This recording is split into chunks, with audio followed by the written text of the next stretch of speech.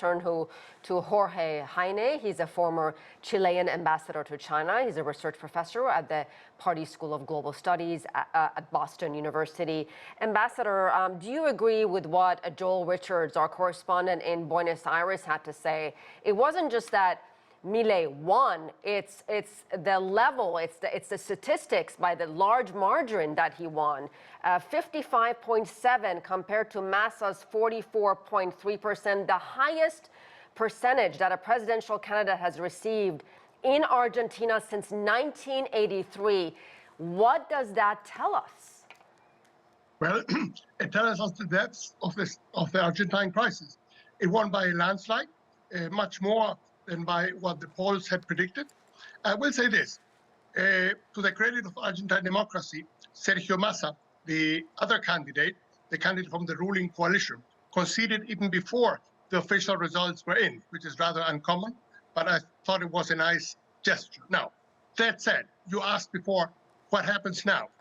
It's going to be pretty much, an uphill struggle to get the Argentine economy in good shape.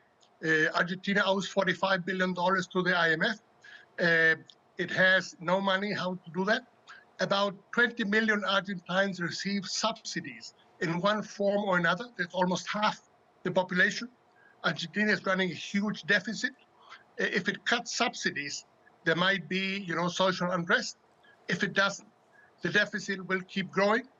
Moreover, President Milei, yes, he has a broad mandate, but he only has a small parliamentary representation, less than 15% of members in the House of Representatives, less than 10% of members of the Senate. So it's going to be a bit like squaring the circle.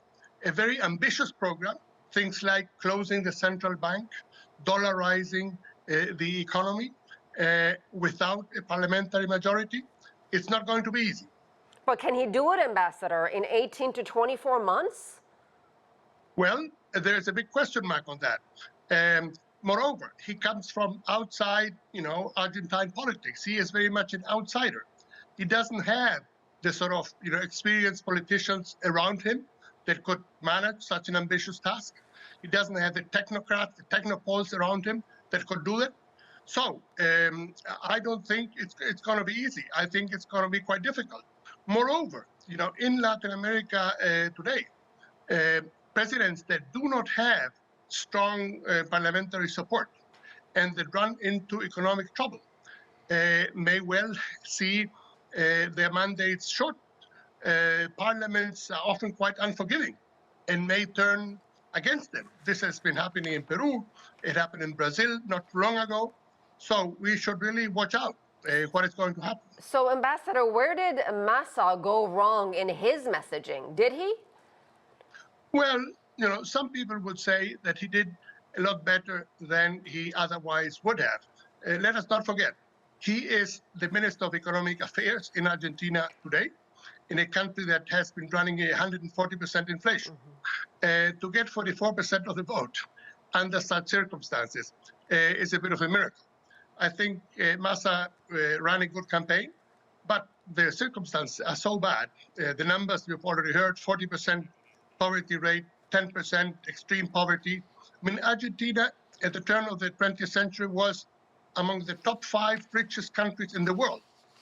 Today, it is in dire straits, and that people cannot quite understand. All right, we'll have to leave it there. Ambassador Jorge Heine, thank you.